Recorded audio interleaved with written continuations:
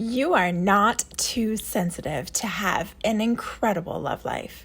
Highly sensitive women feel deeply, connect deeply, and sense emotional shifts faster than most who aren't highly sensitive. But instead of being celebrated, you've probably been told that you overthink everything, or you've been called dramatic or emotional, or you feel like your emotions are all over the place. Or you've been made to feel needy for wanting reassurance all of the time. By the way, Tony Robbins says that's any woman, not just HSPs, but more on that later. So what happens with this harsh feedback that you get from your partner?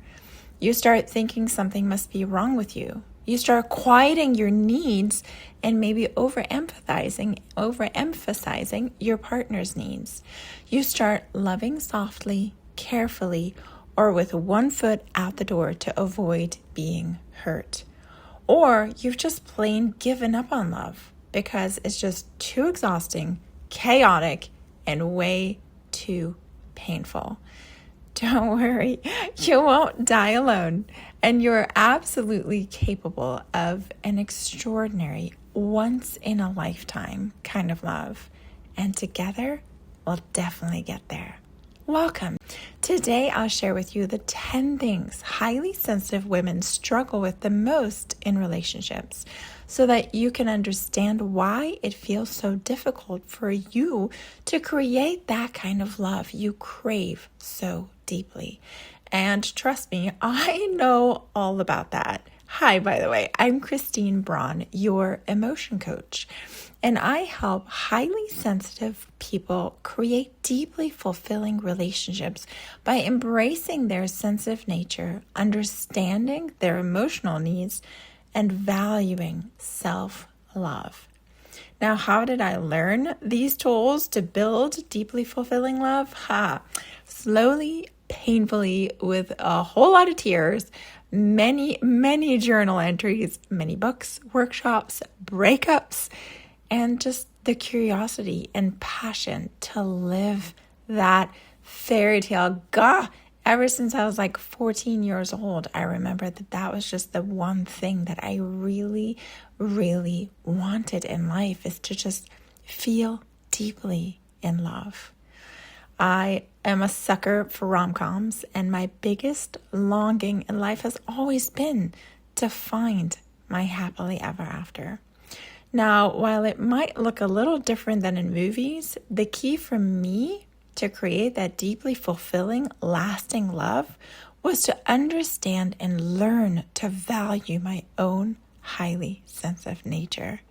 So that is why I decided to create this podcast, to help other highly sensitive women in their quest to find that deeply fulfilling, heart-pounding, floating on clouds, in love feeling, while also getting the tools you need to make it through those challenging moments and seasons of a long-lasting relationship.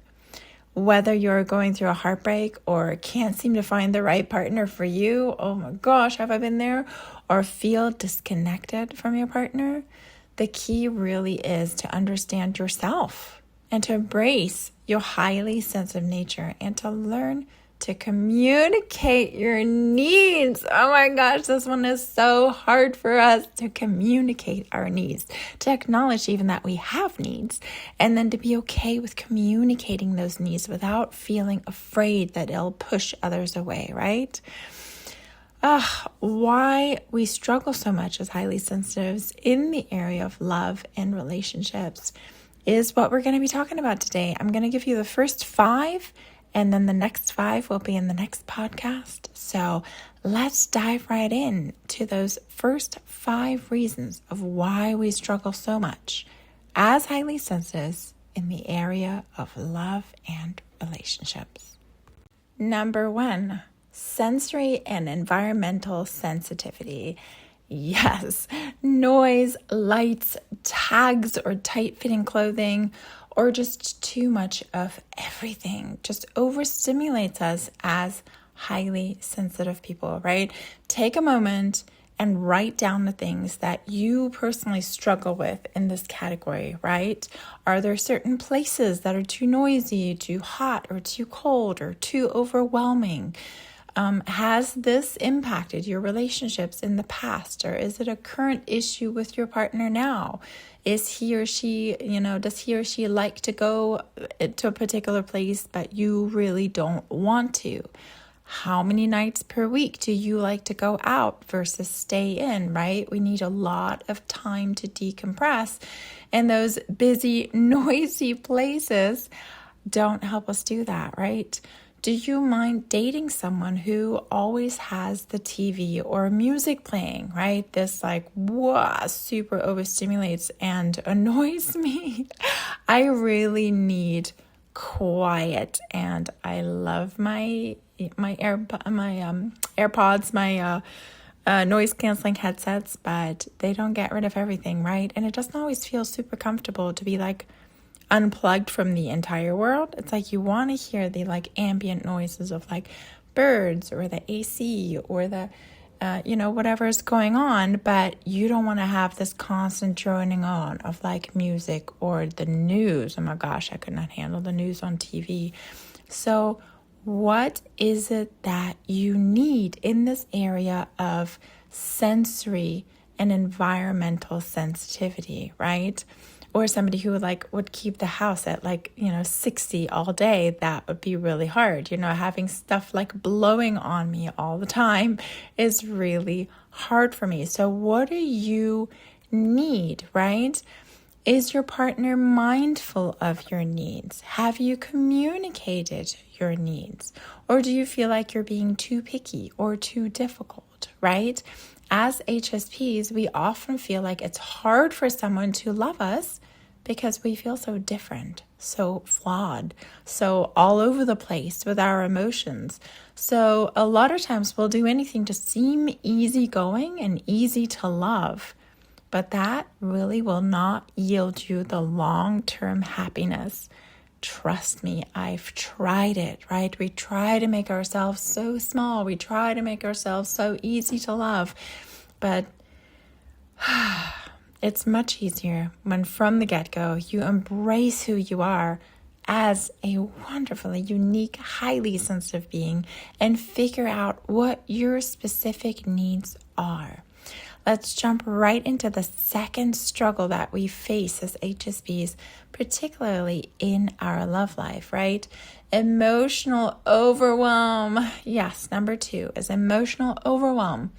We need time to process our own emotions more than others, right? More than non-HSPs, because our brains work differently, right?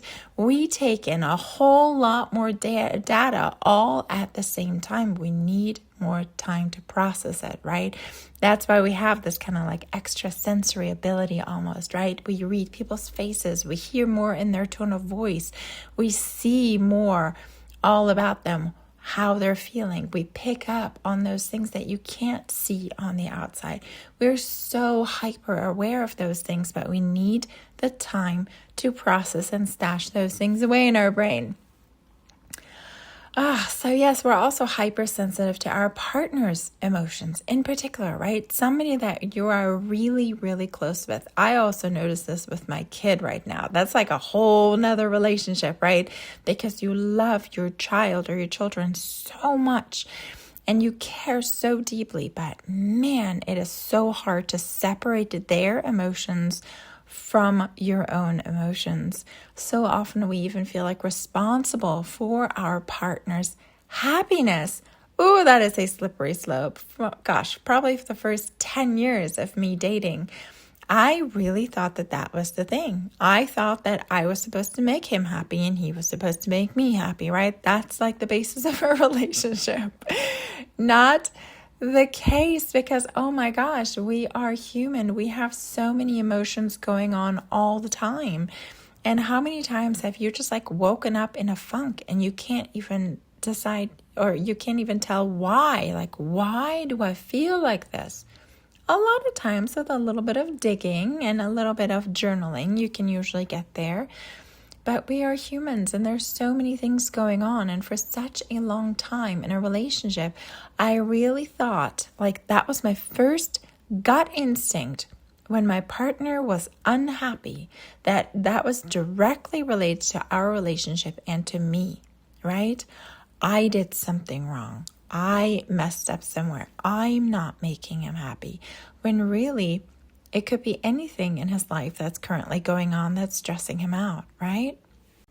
So yeah, I've definitely been down that path, and it takes some inner work to realize that everyone is responsible for his or her own emotions, and that you have the right to take the time to process your own emotions. I highly, highly suggest that you do.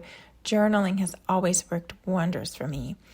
Also, as HSPs, we perceive even small conflicts or our partner's mood, which might have nothing to do with us, as like a major cause for stress or anxiety, causing us to withdraw, to shut down, or overthink all kinds of situations. So this might confuse or frustrate or annoy your partner when he or she really doesn't know what is actually going on or how to help you to get back into balance and into connection. Gosh, that is like that's why I call myself the emotion coach, because that was the toughest thing for me, just generally in life, but also in relationships in particular, was that I just felt like my emotions were all over the place. I felt like an emotional lunatic, up one minute, down the next. When I was down in the dumps, man, is that hard. And so for me, a big piece of feeling lovable was to kind of get a handle on these emotions and just to enjoy life more, right? This is why, as highly sensitives, we love to be in love, because when we are in love, it's like we feel everything intensely, right? We feel like we're up on cloud nine. We feel so deeply in love. We feel like we can handle anything. We feel like we can conquer the world, right? When we are in love, we are just infused with so much power, so much love, so much gratitude, so much just, we want to hug the whole world.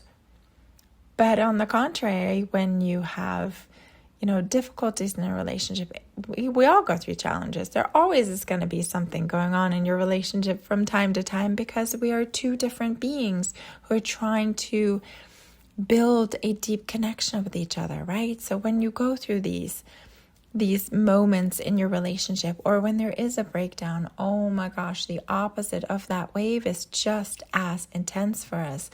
And it's like shuts us down, right? You know how it goes when there's something going on with you and your sweetie. It's like you can't think of anything else. It's like in your day, you can't focus on anything else. You've got to figure out, how do I fix this? How do I get beyond this? So this emotional overwhelm can definitely be a challenge for highly sensitives in relationships. Number 3, what else do we struggle with? We struggle with the fear of being too much. Have you ever felt that? Man, I certainly have. We are intense beings. We are passionate. We laugh. We contribute. We love wholeheartedly, boldly, loudly, wildly, until we might get told to tone it down. Or what about when the opposite of that wave comes? All right, we're just talking about this. What when anger is there, when anxiety, depression, grief, we are also deeply and fully in the grips of those emotions and expressing those emotions. Some partners can't handle that intensity, especially when they don't know that you are highly sensitive and that this is perfectly normal for an HSP, and that we are going to swing back around the other way, right? I mean, gosh, so many times we are so engrossed in our own feeling. We feel like this will last forever. I will never get out of this anxiety or this grief or this anger or this frustration. We just feel like we're stuck in this emotion. What if this is going to last forever? This is so uncomfortable, sometimes even on a physical level. Right? So when you learn about yourself and about your high sensitivity, and you're able to reassure your partner that you have the tools to bring your own emotions back into balance, you've learned to guide your own emotions, and that you can give him pointers of what to say or do to support you and reestablish that harmony. That is a game changer in a relationship. It really is. And it's a definite must for me to be with a partner who is comfortable with my wide and bold range of emotions. And I hope after some introspection, you'll eventually end up at the same decision for yourself, because, oh my gosh, you don't want to tone yourself down. We're meant to live boldly and fiercely and loudly. We are highly sensitive. We are intense beings. We, a lot of times, are, the poets, the actresses, the ones who express what is actually going on. I mean, I'm sure you've made that connection. I love listening to songs where you can truly feel the emotion of the artist and what they were feeling in that moment when they wrote this song, right? This is why we love it, because we can feel these emotions. Also, a great reason why it's so amazing to be highly sensitive, right? We can express that, and we can also feel that and pick up on that. We have such a rich and colorful experience of life. So let's not tone that down. Let's learn how to make it into a beautiful life, right? How to embrace that, how to find the right partner, and how to communicate with our partner to really make this a strength and not a drawback that you're highly sensitive. So yeah, I mean, you can definitely choose to suppress or minimize your own emotions, to not ask for reassurance when you really need it, and pretend that everything's okay when you really are feeling like, oh my gosh, when you're really feeling like you're dying inside. But it will come at the cost of your light, your passion, your excitement, and you can never deeply feel loved for who you truly are when you're not being who you truly are, right? Let me say that again. You can never truly, feel deeply loved, right? You can never feel deeply loved for who you truly are when you're not being who you truly are. You've got to find a way to embrace your beautiful, sensitive nature and understand who you are and what you're all about and what you love about yourself in this life and how you want to express yourself in this life. And then find the partner, communicate with your partner in order to make it that deep connection that you crave so much in a relationship, right? I definitely had to learn that lesson the hard way through so many relationships. But I am now incredibly grateful for each one of these relationships, and even for the partners who couldn't really commit to love me back. So that gets us right into number 4, right? HSPs often attract emotionally unavailable partners. And man, does that hurt when you are in love with a person who will not or cannot or chooses not to love you back the way that you really desire to be loved. God, have you ever fallen in love with potential? As HSPs, we empathize deeply and feel others' struggles, right? Their trauma, their goodness, their soul. And we see a glimpse of their amazing potential. You know what I mean. You've definitely done this, whether it be with friends or with partners. You have felt this amazing potential of like, man, this person has everything he needs or she needs in order to be that incredible version of them. And often we fall in love with that incredible version. And they might even want to be that themselves, but not put forth the effort to actually achieving that, to actually creating that, right? And then often we stay way too long in that relationship, hoping that our partner actually wants to grow in the direction of that incredible potential, all the while they are leaning on us as their crutch not to have to grow, right? Here's something that I've just figured out for myself after a few heartbreaks and failed relationships, if you want to call that. As highly sensitives, we often carry this core wound that there's something wrong with us, that we are flawed, that we are broken. So we often pick partners who feel the same, flawed, broken, unworthy of love. And then we shine our light and our love, thinking we can convince them of their own beauty, their own uniqueness. But they can't receive it because they're stuck in this pattern of feeling broken. And instead of uplifting us with the same care and warmth that we give, they're only able to reflect our own fears of feeling unworthy, right? Think about that one for a moment. That was a big aha moment for me when I got to it through my journals. Also, I remember journaling about, well, if I date someone who feels broken, then I'm not the only broken one in the relationship. So then I have a better chance of being accepted for who I am, right? I don't have to be perfect to be with this person. And then if he needs me to feel better, then if he needs me in order for him to feel better, then he won't leave me. So we will talk about fear of abandonment in a bit, because that's definitely a big one.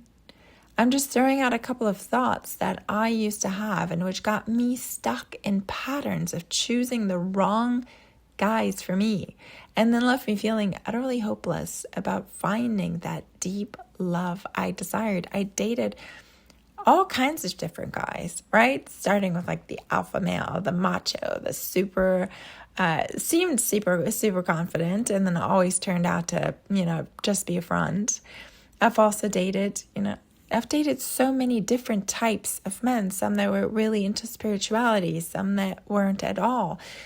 Oh, and one more note, just because a person isn't ready, willing, or capable to open up and love you back in the way that you wish they would, doesn't mean they never will. And it also doesn't mean that you have to or can get them there or have to stay in that relationship.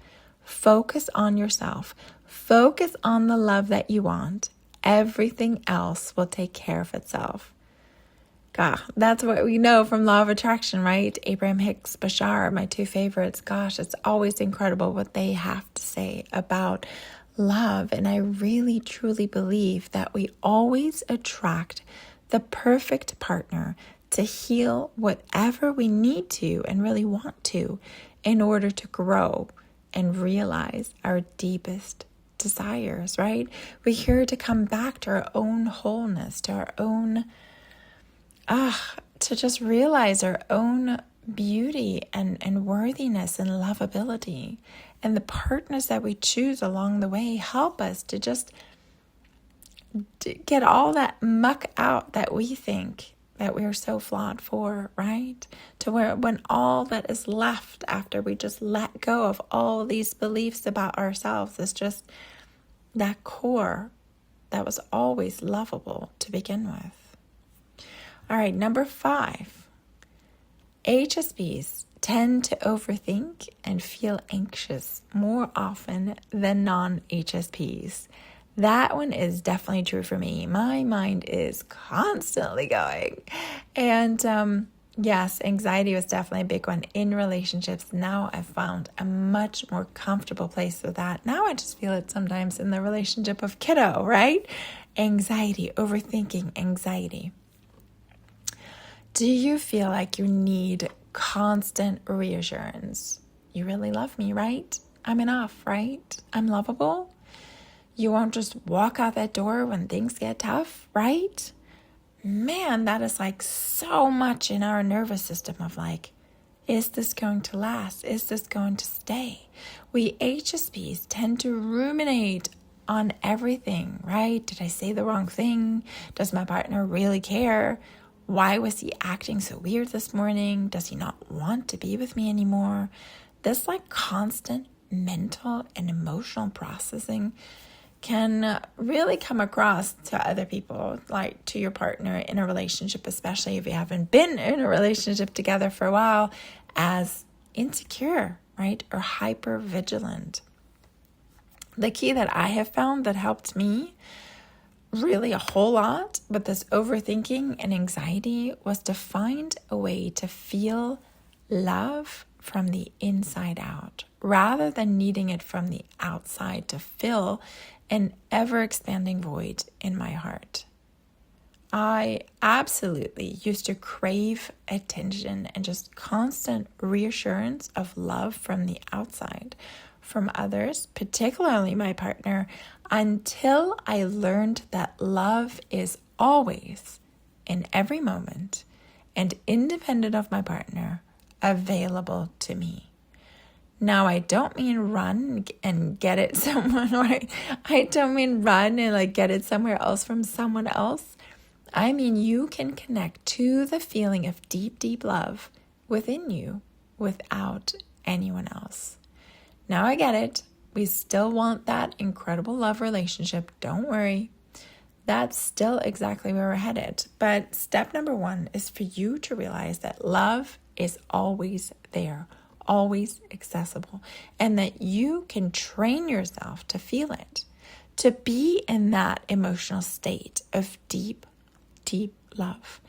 Then you can perceive it even more from your partner. Then you can process feelings of insecurity or jealousy or anxiety much more quickly. All right, let's review. So the first 5 challenges that we face as highly sensitives in relationships are sensory and environmental sensitivity, emotional overwhelm, the fear of being too much, attracting emotionally unavailable partners, and overthinking and anxiety, making us come across as insecure or having low self-esteem. What did you think about these first 5? Do any of them resonate with you? Any aha moments or any deeply painful moments? Be aware of your own reaction to each one of these that we just talked about it. I would say grab your journal about it, gain that clarity about yourself, your beliefs, your emotions, your thoughts, right? It all comes back to how you feel about you. If you can't accept and love yourself for who you are, how can you attract someone who will? Now, I get it. I've definitely seen it. There are those few lucky ones who somehow still do. I feel like they're mostly like high school sweethearts, right? They know each other from early on. In our teenage years, we're much more bold. We haven't heard so much feedback of like, this is wrong, or you're too much, or you're too needy, or, it's like when you meet your partner early on, you're still more of yourself. Then, as highly sensitives, gosh, we're so hard on ourselves, and it's really hard for us to get criticism of any kind. So we start to build layers and layers and layers around our heart and around who we truly present ourselves to be, right? So then it's just about getting back to doing the work, right? Getting into that vibration of love, deeply accepting yourself for the beautiful, unique, highly sensitive being that you are. And that is exactly the journey that we're going to be taking together in this podcast. So don't miss next week's episodes when we will talk about the other 5 challenges, struggles, reasons that HSPs have, that we have a tough time in relationships, creating that deep, deep love in our life, right? We were talking about boundaries, fear of conflict, feeling misunderstood, feeling lonely in relationships. Gosh, that was a big fear of mine for a while. It's like, what if I get there and then I feel alone, right? And then the paralyzing fear of rejection and abandonment. Oh, those are so lovely. I've made a lot of experience with those. This episode coming up next week will give you huge insights into your love life and how to make it an extraordinary one. And remember, your sensitivity is not a flaw. It's a compass. It guides you towards emotional connection, towards empathy, loyalty, intuition, and depth. You just need to trust yourself, embrace your own truth, and boldly follow your heart.